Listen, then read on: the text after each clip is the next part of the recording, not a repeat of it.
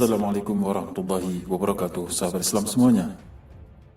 Ada sebuah manuskrip atau naskah kuno dari abad kedua Hijriah yang ternyata telah mencatat beberapa hadis rahasia akhir zaman yang bersumber dari Abu Hurairah radhiyallahu anhu. Setiap muslim pasti sering mendengar nama Abu Hurairah radhiyallahu anhu. Lahir 598, wafat 678 Masehi. Beliau merupakan seorang sahabat terdekat Rasulullah Sallallahu Alaihi Wasallam. Nama aslinya adalah Abdurrahman ibn Shakhri al-Asdi. Beliau berasal dari kabilah Bani Daus dari Yaman. Abu Hurairah adalah sahabat yang paling banyak meriwayatkan hadis dari Nabi Muhammad Sallallahu Alaihi Wasallam, yaitu sebanyak 5.374 hadis. Dari sekian banyak hadis yang beliau riwayatkan, ternyata ada beberapa hadis dari Rasulullah SAW yang beliau sembunyikan dari kaum muslimin di masa itu. Abu Hurairah pernah mengatakan, "Aku menghafal dari Nabi SAW 2 bejana ilmu. Untuk satu bejana sudah saya sampaikan kepada kalian. Untuk bejana yang kedua, andai saya sampaikan kepada kalian, maka kepalaku akan dipenggal." Hadis riwayat Bukhari. Mengapa Abu Hurairah takut menyampaikan sejumlah hadis tersebut? Untuk diketahui, hadis yang disembunyikan Abu Hurairah bukanlah hadis yang berkaitan tentang akidah dan syariah Islam, tapi berkaitan dengan fitnah dan kejadian di masa mendatang, di mana di dalam hadis-hadis tersebut Rasulullah SAW menyebutkan nama peristiwa, nama pelaku, nama tempat, dan alasan kejadian tersebut. Hadis-hadis ini berkaitan dengan perang, pemberontakan, dan pembunuhan. Berita-berita fitnah ini ketika hanya diketahui oleh orang yang amanah dan berilmu, maka akan berada di posisi aman. Namun jika dipegang oleh orang jahil atau bodoh, resikonya besar sekali karena dapat membahayakan beliau sendiri dan orang lain.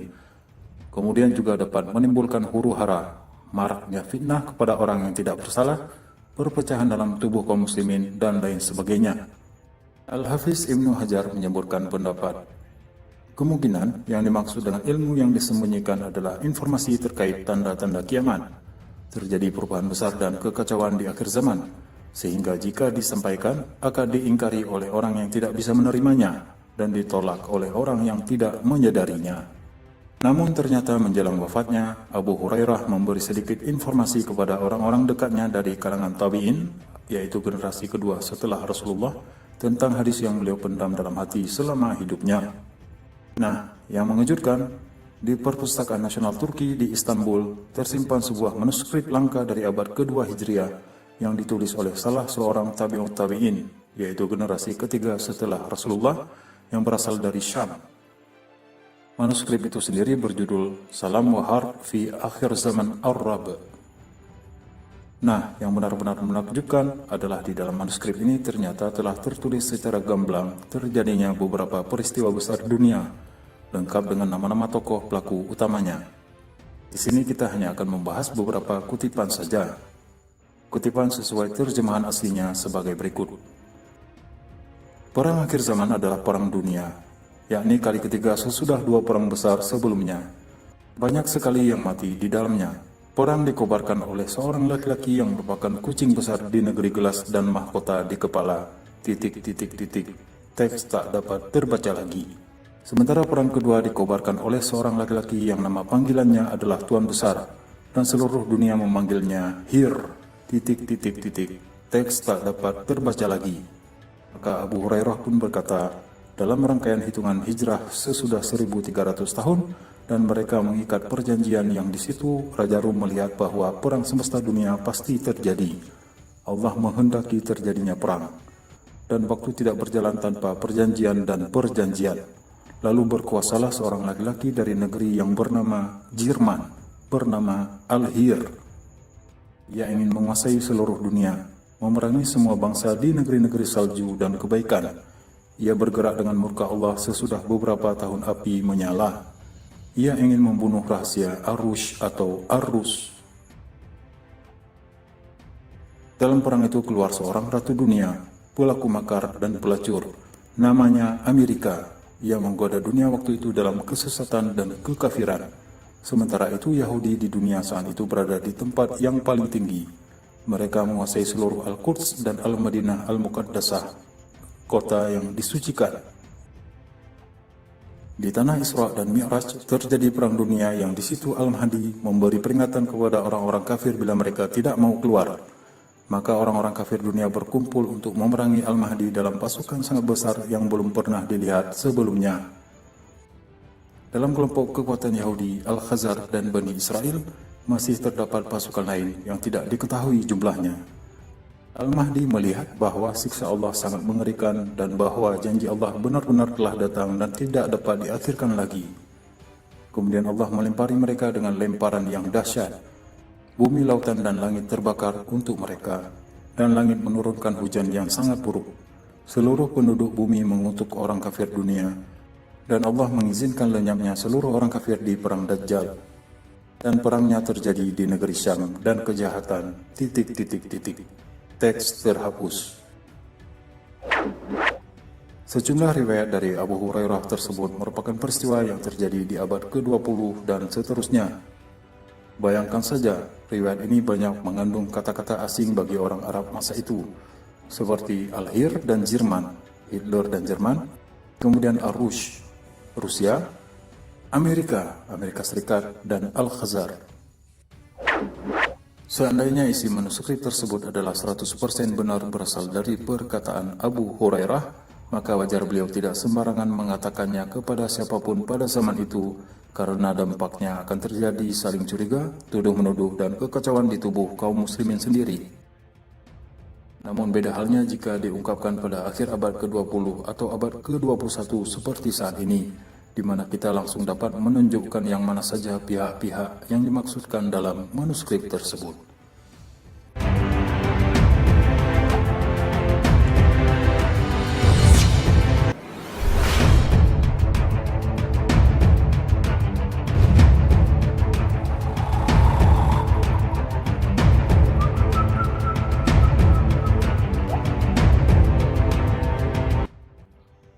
Pada tayangan sebelumnya sudah dibahas tentang sebagian kutipan dari manuskrip kuno dari abad kedua Hijriah yang berjudul Salam Harf fi Akhir Zaman Arab, yang diyakini merupakan kumpulan hadis dari Rasulullah SAW yang diriwayatkan oleh Abu Hurairah radhiyallahu anhu.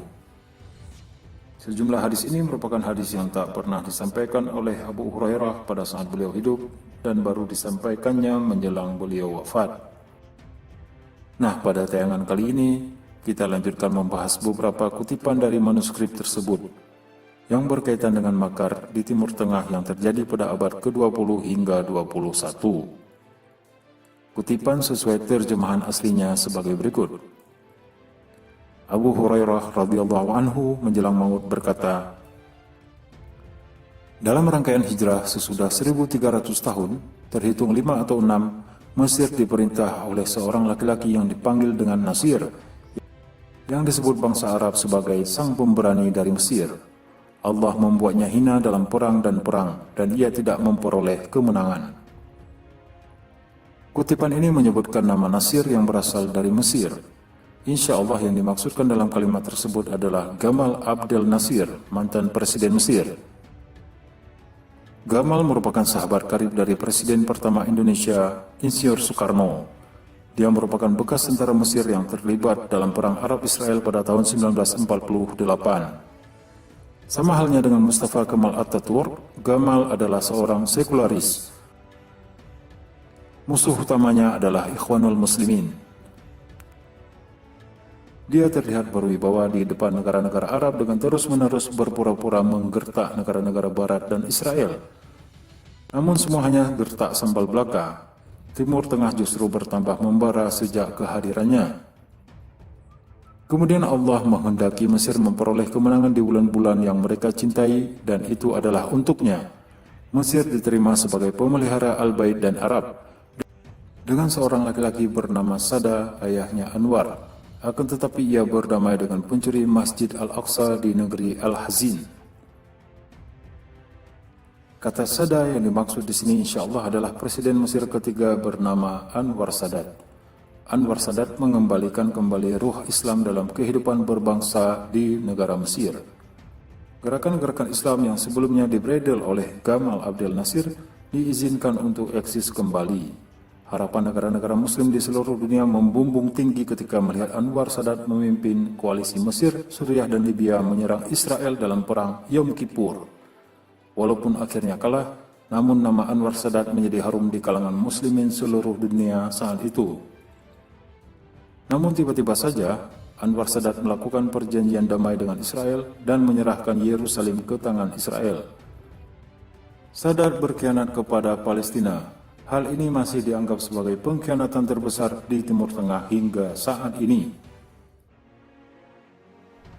Di Irak muncul seorang laki-laki yang bertindak sewenang-wenang, dan Sufyani, teks terhapus. Di salah satu matanya terdapat tanda sedikit kemalasan. Namanya As-Saddam, yakni penghancur orang-orang yang bersekutu untuk menentangnya di Kuwait kecil yang dimasukinya. Ia adalah Mahdun. Ia baik dan buruk dan kecelakaan bagi pengkhianat Al-Mahdi yang terpercaya. Kutipan di bagian ini menyebut nama As-Saddam. Insya Allah yang dimaksudkan adalah mantan Presiden Irak, Saddam Hussein. Dia juga merupakan seorang diktator. Musuh utamanya adalah Syiah.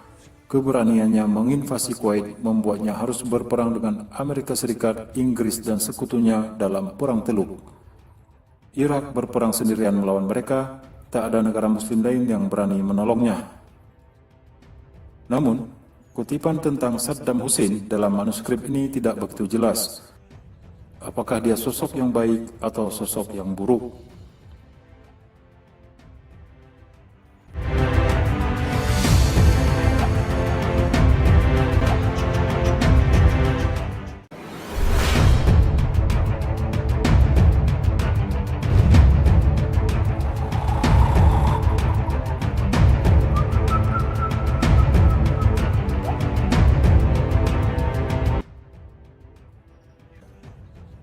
Pada dua tayangan sebelumnya sudah dibahas tentang sebagian kutipan dari manuskrip kuno yang berasal dari abad kedua Hijriah yang berjudul Salamu Harfi Akhir Zaman Arab. Nah, pada tayangan kali ini kita akan membahas nama-nama yang tidak begitu jelas identitasnya dalam manuskrip tersebut, yang menurut naskah itu adalah pencetus Perang Dunia Ketiga.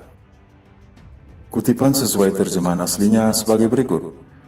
Perang akhir zaman adalah perang dunia, yakni kali ketiga sesudah dua perang besar sebelumnya. Banyak sekali yang mati di dalamnya. Perang dikobarkan oleh seorang laki-laki yang merupakan kucing besar di negeri gelas dan mahkota di kepala. Teks tak dapat terbaca lagi. Potongan kutipan tersebut memberi gambaran bahwa perang dunia ketiga akan dicetuskan oleh seorang laki-laki. Adapun dua identitas lainnya masih merupakan misteri yang belum terpecahkan karena lanjutan teks yang terhapus.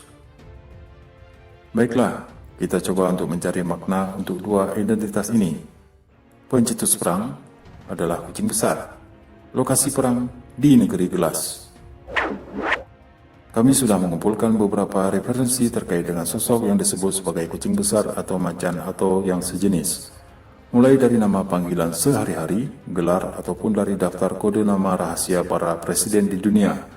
Namun tidak ada yang disebut dengan kucing besar atau macan dan sejenisnya. Namun, jika ditelusuri dari hubungan antara pemimpin negara dengan kucing besar atau macan, nama Presiden Rusia, Vladimir Putin adalah sosok yang sangat menonjol karena berdasarkan riwayat hidupnya, Putin adalah seorang pemburu sejak masa mudanya. Dia ahli menjinakkan macan dan suka memelihara si Raja Rimba itu. Lalu apakah Putin yang dimaksud dalam manuskrip tersebut? Belum tentu. Nah, sekarang mari kita lihat kemungkinan berikutnya. Sejarah dunia modern mengungkapkan bahwa setelah berakhirnya Perang Dunia Kedua, ada dua negara superpower yang muncul di dunia, yaitu Amerika Serikat dan Uni Soviet. Mereka adalah The World Tigers alias macan dunia. Namun runtuhnya Uni Soviet pada akhir tahun 80-an membuat dunia hanya memiliki satu macan saja, yaitu Amerika Serikat. Meskipun setelah itu, dalam beberapa dekade ke depan, Rusia juga menjelma menjadi negara yang perkasa walau belum sekuat Uni Soviet dulu. Namun jangan lupakan juga Cina. Negara tirai bambu ini disebut-sebut juga sebagai calon negara superpower dunia, dan itu memang rencana mereka dalam 30 tahun mendatang. Lalu siapa pemimpin yang kira-kira akan mencetuskan Perang Dunia Ketiga? Semua masih agak samar-samar. Baik, selanjutnya kita identifikasi apa yang dimaksud dengan negeri kaca atau negeri gelas kaca. Menurut bukti arkeologis, keberadaan kaca pertama kali berasal dari peradaban Mesopotamia atau Irak kuno.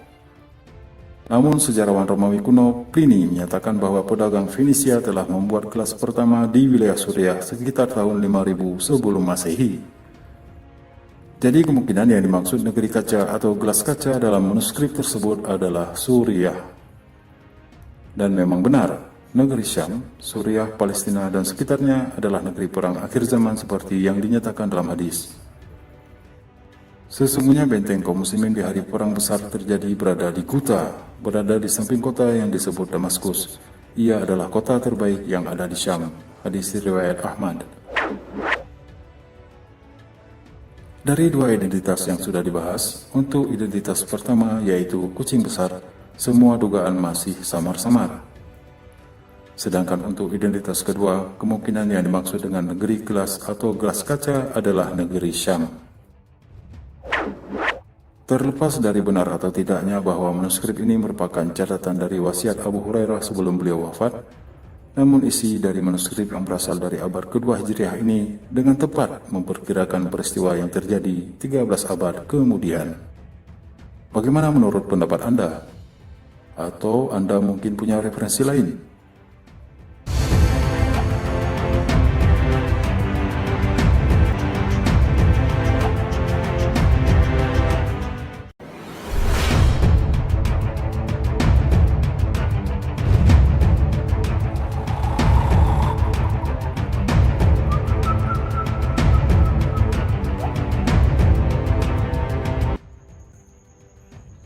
Ini merupakan episode terakhir yang membahas tentang manuskrip kuno yang berasal dari abad kedua Hijriah yang berjudul Salam Wahar fi Akhir Zaman Arab.